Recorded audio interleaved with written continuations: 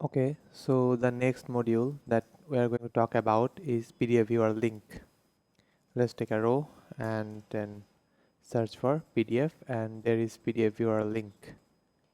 What this module will do, it will show a text as a link, and when someone clicks that link, it will open a PDF viewer in full screen. So let's select the PDF viewer first. Let's say test magazine, and the link text, let's put it, click here to read the PDF.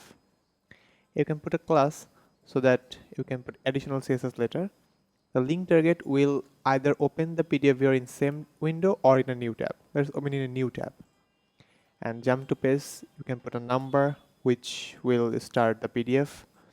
And default zoom can be set to anything like auto, there's different percentage or page fit. And there is default page mode, which is either bookmark, thumbnail or attachment. Let's keep it default and click OK. So now here you can see a link has come on. So when I save this page and publish it,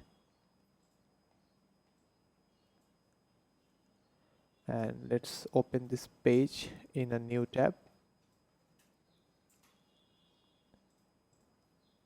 you can see there is a link with the text, click here to read the PDF.